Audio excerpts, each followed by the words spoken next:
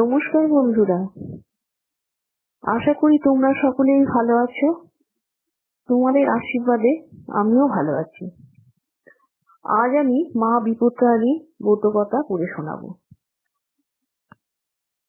একদা নারদ ঋষি পরানুগ্রহ কামনায় সমস্ত ভুবন ভ্রমণ করিতে করিতে কৈলাসে আসিয়া উপস্থিত হইয়া শিবের সহিত দুর্গা দেবীকে দেখিয়া প্রণাম পূর্বক জিজ্ঞাসা করিলেন, কি ব্রতের দ্বারা বিপদ হইতে ত্রাণ পাওয়া যায়?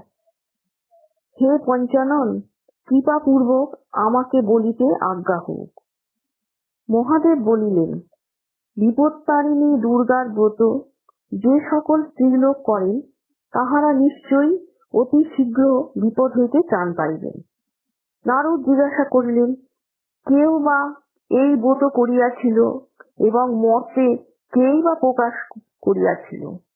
মহাদেব বলিতে লাগিলেন, পূর্বে বিদর্ভ দেশে এক সত্য পরাক্রম রাজা ছিলেন। তার পত্নীও সর্বপ্রাণী হিতে রতা ও অত্যন্ত গুণবতী ছিলেন। একদা বনে এক চর্মকার পত্নীর সহিত তাহার নির্জনে বন্ধুত্ব হয়। রাজপত্নী তাহাকে নানাবিধ দ্রব্য এবং চর্মকার পত্নী নানাবিধ ফল পরস্পর আদান প্রদান করিল। একদিন যখন চর্মকার পত্নী রাজবাটিতে উপস্থিত হইল, উভয় সখীতে পরস্পর কথাবার্তা হইতে লাগলো। এমন সময় রাজপত্নী বলিলেন, ভাই, আমি কখনো গোমাংস দেখি নাই, তাহা কিরূপ তুমি গোপনে উহা আমায় আনয়ন করো। রাজপত্নী বাক্য অতি যত্নপূর্বক গোপনে ওই চর্মকার পত্নী একটি বস্ত্র দ্বারা আচ্ছাদন পূর্বক গোমাংস রাজবাটিতে আনয়ন করিল। রাজপত্নী উহা গোপনে নিজ গৃহে রাখিয়া দিলেন। রাজার ভৃত্য ভয়ে রাজাকে বলিয়া দিল। রাজা অত্যন্ত ক্রুদ্ধ হইয়া বাটিতে আসিলেন এবং রাজপত্নীকে আহ্বান পূর্বক বলিলেন, তোমার গৃহে কি লুকাইয়া রাখিয়াছ? শীঘ্র আনো। কি রাখিয়াছ তাহা যদি সত্য না বলো, তাহা হইলে অদ্যই তোমাকে যম ভবনে পাঠাইব। রাগী অত্যন্ত ভীত হইয়া বলিতে লাগিলেন, রাজন, আমার গৃহে নানাবিধ ফল পুষ্পাদি রহিয়াছে, ইহা ব্যতীত আর কিছুই নাই। এই কথা বলিয়া মনে মনে দুর্গা দেবীর স্তব করিতে আরম্ভ করিলেন। রাগী বলিলেন, মা বিপত্তারিণী দুর্গে, আমি ঘোর বিপদে পতিতা হইয়া তোমার শরণাপন্ন হইলাম। মা, আমি ভক্তিহীনা বালা, আমি অন্যায় কার্য করিয়াছি। আজ আমাকে এই বিপদ হইতে উদ্ধার করো। আমি যাবজ্জীবন তোমার ব্রত করিব। দেবী পিতা হইয়া প্রত্যক্ষে বলিলেন, বালিকা, তোমার স্তবে আমি তুষ্ট হইয়াছি, তোমার ইচ্ছা মতো বর দিলাম। দেখো গিয়া যাহা গিয়ে রাখিয়াছ, উহা নানাবিধ ফল হইয়া গিয়াছে। উহা রাজামশাইকে দিলে তিনি বিশেষ সন্তুষ্ট হইবেন। দেবী বাক্য আশ্বস্ত হইয়া তিনি গৃহে গিয়া বহুবিধ রম্য ফল পুষ্প রাজসমিতে আয়োজন করিলেন। রাজাও দেখিয়া অত্যন্ত আনন্দিত হইলেন এবং রাগীকে প্রশংসা করিতে লাগিলেন।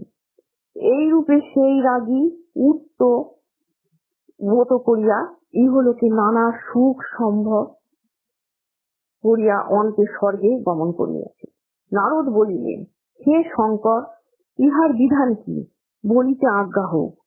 মহাদেব বলিলেন, সমাহিত হইয়া শ্রবণ করো, ইহার বিধান বলিতেছি। আষাঢ় মাসের শুক্লপক্ষে দ্বিতীয়ার পর দশমী মধ্য শনি ভৌম দিনে এই ব্রত করিতে হয়। ব্রতের পূর্ব দিনে হবিষ্যি করিয়া পরদিন ঘট পাতিয়া তাহাতে আম্রশাখা ও নানাবিধ ফল দিয়া নৈবেদ্য দ্বারা দেবী দুর্গার পূজা করিতে হয়। ত্রয়োদশ সংখ্যক ফল এবং পুষ্প এবং পিষ্টক দিতে হয়। ব্রতির জন্য 13টি ফল কাটিয়া 2 ভাগ করিয়া দিবে ও পান সুপারি দিবে। 1 ভাগ ব্রাহ্মণকে দিবে আর 1 ভাগ ব্রতী পাইবে। এই ভোজ্য উপবীত সহিত দান করিবে এবং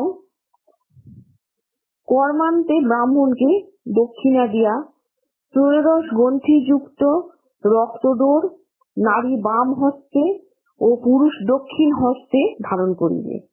এই ব্রত যিনি করিবেন তিনি কখনো বিপদে পতিত হইবেন না, বিধবা হইবেন না। অধিকন্ত স্বামী সৌভাগ্য লাভ করিয়া পুত্র পৌত্র সমাযুক্তা হইয়া ইহলোকে নানা সুখ ভোগ করিয়া স্বর্গে গমন করিবেন। ইহাতে একখানা নৈবেদ্য করিতে হয়, একটি ভোজ্য দান করিতে হয়, 13 প্রকার ফুল দিতে হয়, 13 প্রকার ফল 2 ভাগ করিয়া কাটিয়া দিতে হয়, একটি চুবড়িতে 13টি ফল দিতে হয়, 13 গাছি লাল সুতা, পান সুপারি, চুন, খয়ের, ময়দা, ঘিতো ইত্যাদি দিতে হয়। আর ব্রতীর আহারের জন্য লুচি ভাজিয়া দেওয়ারও ব্যবস্থা আছে। নমস্কার।